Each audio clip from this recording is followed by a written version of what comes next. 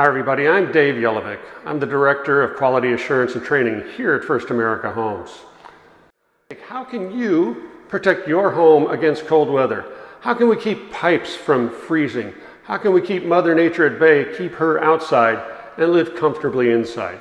Well, there's a few things we can do. There's a couple of scenarios. If the weatherman says, hey, it's going to be below freezing for 3 or 4 hours tonight, you can probably kick back and relax and not think twice about it. That's not very long. Now, the other scenario, he might say, oh, we're going to be below freezing perhaps for 12, 24, 48 hours. Now, that's something you need to maybe come to and say, maybe I need to do a few things. So that's what we're going to cover in this video, is just some short little tips to help you get through some cold spells, maybe prevent having to call your insurance agent about something that went south during a cold spell. But let's take a look at how to keep pipes from freezing. There's just a few easy steps. Let's see. Alrighty, so let's say we're going to do a stage 1 kind of preventive maintenance here. So it's going to be cold tonight. What can I do initially? Well, make sure the heat is on. So we're going to go in here, we're going to go to the system, and here you can see it's set on heat. We're going to say done, in this particular Honeywell thermostat anyway. And then what are we going to set the heat to? Again, that's going to be kind of a preference, but in this house we're going to keep it at about 70. If you're at 68 to 70, 72 degrees, the house will be nice and warm at night. Why is that important? Because if the house is nice and warm, then the heat will radiate outward into the exterior walls, and if there's pipes in those exterior walls, they'll stay kind of warm. So keep the heat on. If your cabinets are on an outside wall, obviously the outside wall is the most prone to freeze at night. So in order to keep the pipes warm, one trick you might do, come in and simply open the vanities on the bottom. What this is simply going to do is, during the evening when the warm air circulates throughout the house, it'll also help warm up that outside wall. Again, as we talk about just preventative things that you can do to keep pipes from freezing, we haven't gone to stage 2, haven't gone that far yet. But again, another thing you might try is if you go to the big box store, Home Depot, Lowe's, your local hardware store, is get one of these things. This is simply a hose bib insulated cover. All it is basically a styrofoam insulated box, and you hook it around your hose bib, you pull basically the little zip tie, and it'll lock it on place, and it seals against the wall with this styrofoam gasket. And that provides you some insulated air. Again, it will still be cold out there, but it's keeping the wind and the air from directly getting onto the hose bib, which will keep it warm. And again, some of that warm air will migrate through the wall from your warm house and warm that up as well. So these things are very easy to install. It takes about 10 seconds, and it could save you from a burst pipe down the road.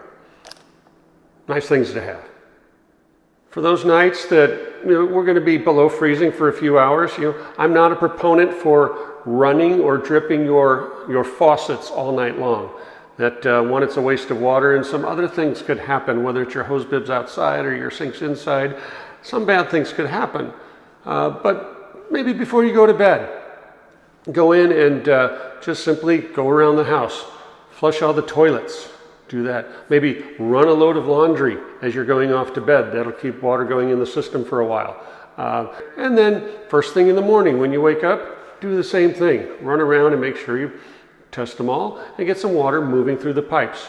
Water moving through pipes probably isn't going to freeze, so that's what we're trying to achieve. Simple little exercise of opening and closing the water valves, hot and cold water valves. Another valve we don't think about is, what if we have a refrigerator like this one back here, where we've got automatic ice cube maker, we got a water dispenser there in the door. Well, that's got a valve behind it. Now, I'm not suggesting you pull that out and disconnect and do all that other kind of stuff, but simply, again, run some water through it. The simplest thing, you can't really control the ice cubes coming out and dropping and then it filling up with water, and that would make water go through it. But you can simply go over there, take a glass of water, get a glass of water. Again, that moves water through the pipe that's in the wall, through the machine and into your glass, and that keeps water moving. So do that before you go to bed. Do that when you wake up in the morning. Water's good for you. Enjoy it. Another thing we don't talk about, I mentioned the refrigerator and the little valve behind it. Another thing that uses water that you can't really control, but again, you're not dripping water through your faucets and stuff at night on a cold winter night, is your dishwasher. Your dishwasher goes through many cycles. I already suggested that perhaps you wash a load of laundry when you go off to bed, because that's going to go through some cycles. You might also set your dishwasher to wash a set of dishes as you go to bed, or sometime during the night. It's just something, one, you wake up with clean dishes, but then also that line that's feeding the dishwasher will keep water moving through the pipe, through your meter, all the way into the house, and that keeps water moving. So again, anything you can do to keep water moving in pipes on a cold winter night prevents water from freezing in those pipes on down the road. Now, what if we go to, let's say, we'll call it DEFCON 2. Let's go, maybe a stage 2, prevent water from freezing in my pipes. Say, well, what's that exactly? Well, that's what I'm going to say is hey, I'm going to go shut off the water. That's when the weatherman says, hey, it's going to be below freezing for 48 hours.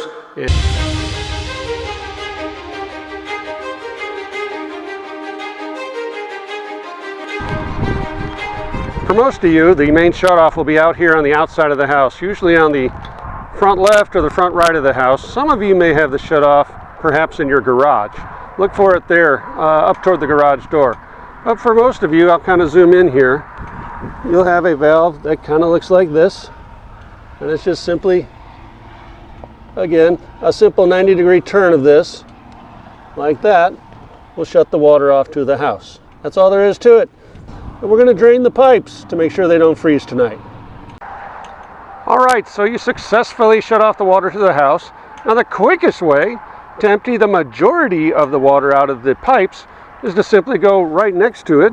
Again, here is our valve down here in the flower bed in this case, but over here is a hose bib. All I would do is come over here, open up the valve, and you'll notice it didn't take long, but that let a bunch of water out of the pipes. But now we're going to go around, we're going to open the other hose bib on the other side of the house and some of the fixtures on the inside of the house. Alrighty, congratulations, you made it through the cold spell. Things are going well. So if you were one of those folks that went and turned off the water, now we've got to do everything in reverse, right? So we want water to come back on. Weather's above freezing, the sun might actually be out. It's a great day.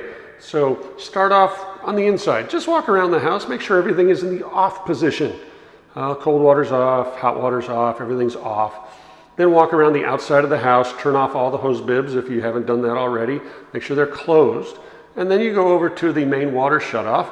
But now we're going to go the other direction, 90 degrees upwards. Very slowly, don't just slam it on because then water will gush into the pipes. We don't want to do that. You want to just slowly open it up. You'll hear it. You'll hear water going into the pipes.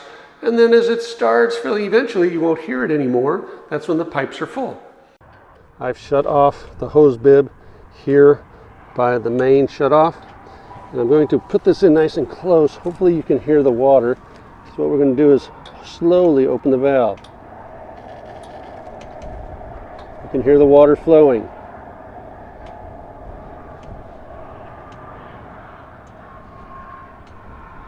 It's filling.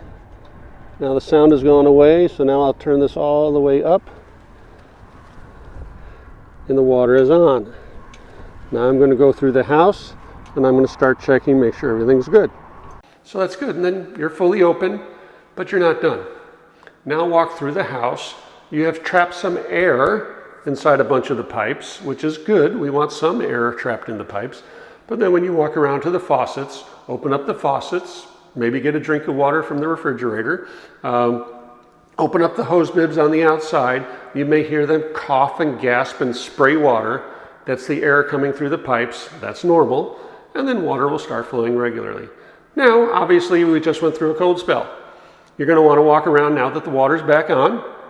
Look around. Make sure nothing's leaking or dripping. Maybe stick your head up in the attic Maybe go out to the garage if that's where your water heater is. Just make sure there's no leaks showing up. So it's a very simple process. Hope you enjoyed it.